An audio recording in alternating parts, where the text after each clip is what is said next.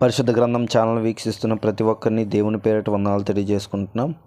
ప్రేమ, సంతోషము, సమాధానం సదా మీకు తోడేండి నడిపించునుగాక. నిన్నటి దినాన ఇర్మియా గ్రంథం 38వ అధ్యాయం చదువుకున్నాం. ఈరోజు ఇర్మియా గ్రంథం 39వ అధ్యాయం చదువుకున్నాం. యోధా రాజైన సిద్కియా ఏలుబడి యందు 9వ సంవత్సరము 10వ నెలలో బబులోను రాజైన నెబుకద్రెజరు తన సమస్త సైన్యముతో యెరూషలేము మీదకి వచ్చి దాన్ని ముట్టడి వేయగా, సిద్కియా ఏలుబడి యందు 11వ సంవత్సరము 4వ నెల 9వ దినమున పట్టణ ప్రకారములు పడగొట్టబడెను.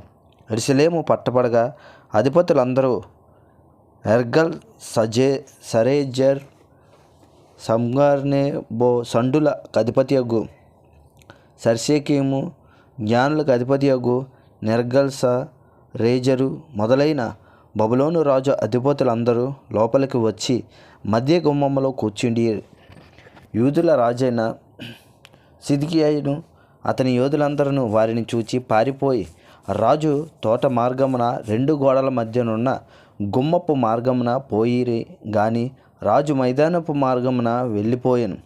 అయితే కల్దీల సేన వారిని తరిమి యెరికో దగ్గరనున్న మైదానములలో సిద్కియాను కలుసుకొని పట్టుకొని రాజు అతనికి శిక్ష విధింపవలనని హమాతు దేశంలో రిబ్లా పట్టణము దగ్గరనున్న బబులోను రాజైన నెబుకద్రెజరు నద్దకు వారు సిద్కియాను తీసుకొని పోయిరి.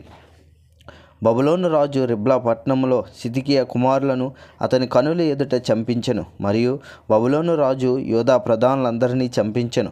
అంతటా అతడు సిద్కియా కనులు ఊడదీయించి అతని బబులోనునకు తీసుకొని పోవుటకై సంకెళ్లతో బంధించెను.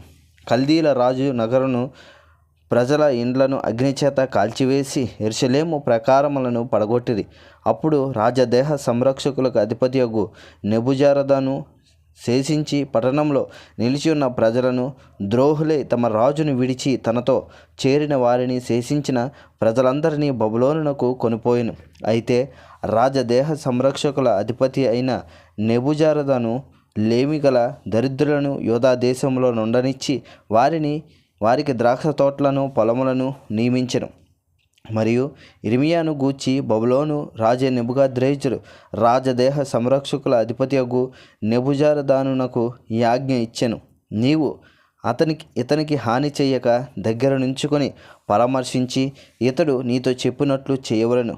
కావున రాజదేహ సంరక్షకులకు అధిపతి అయిన నెబుజరదానును, సండులకు అధిపతియగు నెబుషజ్బానును, జ్ఞానుల అధిపతియగు నెర్గల్సరేజరును, బబులోను రాజు ప్రధానులందరూ దూతలను పంపి బందీ గృహశాలలో నుండి ఇర్మియాను తెప్పించి అతనిని ఇంటికి తోడుకొని పోవుటకు సఫాను కుమారుడైన అహికాము కుమారుడగు గెదల్యాకు అతన్ని అప్పగించిరి.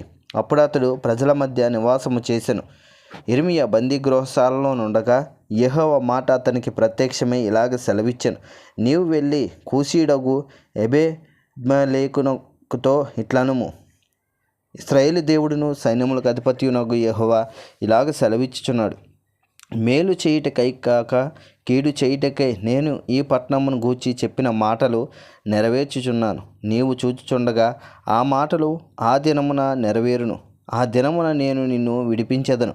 నీవు భయపడు, మనుషుల చేతికి నీవు అప్పగింపబడవని యెహోవా సెలవిచ్చుచున్నాడు. నీవు నన్ను నమ్ముకొంటివి గనుక నిశ్చయముగా నేను నిన్ను తప్పించెదను. నీవు ఖడ్గము చేత పడవు, దోపుడు సొమ్ము దక్కించుకొనినట్లు నీ ప్రాణము నీవు దక్కించుకొందువు. ఇదే యెహోవా వాక్కు. ఇంతటితో ఇర్మియా గ్రంథం 39వ అధ్యాయం పూర్తయింది. రేపటి దినాన ఇర్మియా గ్రంథం 40వ అధ్యాయం చదువుకుందాం. ప్రేమ, సంతోషము, సమాధానం సదా మీకు తోడేండి నడిపించునుగాక. ఆమేన్.